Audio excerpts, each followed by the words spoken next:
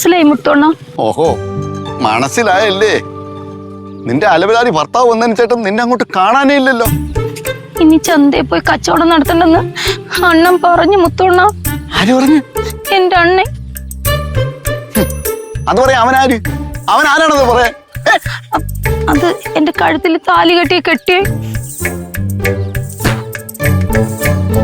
താലി കെട്ടിയവൻ. എന്നിട്ടാ താലി എവിടെ? ആ താലി എവിടെ? അതും കൊണ്ട് വിറ്റവൻ. ഇതിനേക്കാളും ഞാൻ കെട്ടിത്തരാം താലി, അന്തസ്സോടെ. അണ്ണ അങ്ങനൊന്നും പറയല്ലേ അണ്ണ. ഞാൻ പറഞ്ഞൂടല്ലേ? നിനക്കറിയാമോ, ഞാൻ നിൽക്കുന്ന വീടിന്റെ തൊട്ടിപ്പുറം ഒരു 50 മീറ്റർ നടക്കണ്ട അവിടെ മലക്കറിക്കടയുണ്ട്. നല്ല മലക്കറിയാണ്.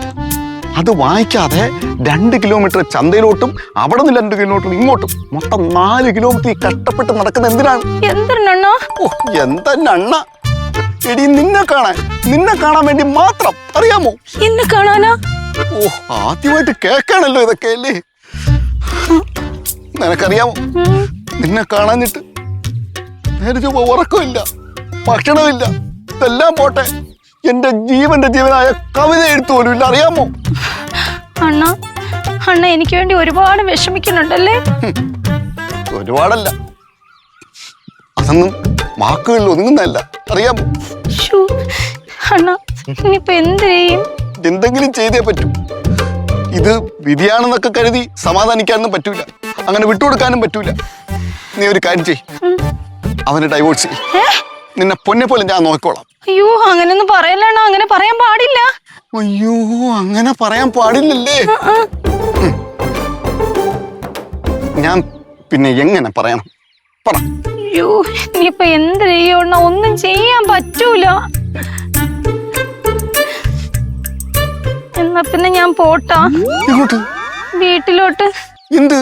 അല്ലെങ്കിലേ താമസിച്ചെന്നും പറഞ്ഞ് അങ്ങേര് കത്തിയെടുത്ത് നിക്കും. യവനെ വെട്ടിക്കൊല്ലാൻ വീണ്ടും ആരും ഇല്ലല്ലോ ദൈവമേ. അങ്ങനെ പറയലണ്ണ, എന്റെ താലി ഭാഗ്യം ഇല്ലാതെ പോവും. ഓ, താലി ഭാഗ്യം. പോ, നീ പോടി.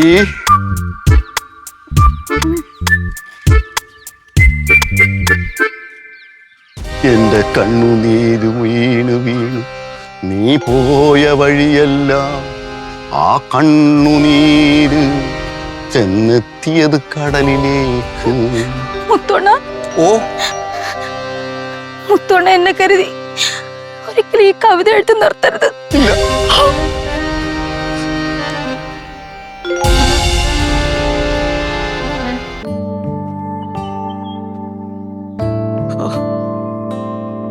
ഓ, എന്തോ നടാ, എത്ര നേരമായി നീ ചന്തയിലെന്നും പറഞ്ഞ് പോയിട്ട്? എത്ര നേരം കൊണ്ട് ഞാൻ നിന്നെ കാത്തിരിക്കുമെന്നറിയാവോ? യുദേ, ഒട്ടും സമയം കളയാതെ അകത്തി എന്ന് ആ വിളക്കൊക്കെ ഒന്ന് തേച്ച് ഒന്ന് കത്തിച്ച് വെക്ക്. ഒരു അത്യാവശ്യമായ കാര്യങ്ങളുണ്ട്. വയ്യാത്തോല്ലോ കൊച്ചമ്മ. എന്താടാ? അല്ല, നടന്ന് ക്ഷീണിച്ചതിൻ്റെതായിരിക്കും. എന്താ നിനക്ക് വയ്യേ? കുഴപ്പമില്ല കൊച്ചമ്മ, കുഴപ്പമില്ല. അതേ, ഒരുപാട് ഒരു ദുർഘടം പിടിച്ച ഒരു സമയത്തൂടാ നമ്മൾ എല്ലാവരും പോകുന്നത്, ഈ വീടടക്കം. എല്ലാത്തിനും ഒരു പരിഹാരം വേണോടാ. അതാ അദ്ദേഹം പറഞ്ഞ ഒരു പൂജയും കാര്യങ്ങളും ഒക്കെ ആയിട്ടേ നിനക്കടക്കം. അതെ, ഗ്രഹപ്പഴ സമയമായി ഇപ്പോഴ്. ചെല്ല്, നീ അതെല്ലാം ഒന്ന് ഭക്തിയോടെ ചെയ്യേ, എല്ലാം മാറി കിട്ടും കേട്ടോ. എല്ലാം മാറണം കൊച്ചമ്മ. എല്ലാം മാറിയാൽ എനിക്ക് മനസ്സ് തുറന്നൊന്ന് ചിരിക്കാൻ പറ്റുള്ളൂ. ഇതെല്ലാം മാറുന്നുണ്ടെങ്കിൽ ഞാൻ മാറാൻ വേണ്ടി എന്തും ചെയ്യും. എല്ലാം മാറൂടാ, നീ വിഷമിക്കാതെ. അവന് ഏതാണ്ടൊക്കെയോ ദുഃഖം. സമയം ശരിയല്ല, അത് പറഞ്ഞാൽ മതിയല്ലേ ഭഗവാനേ.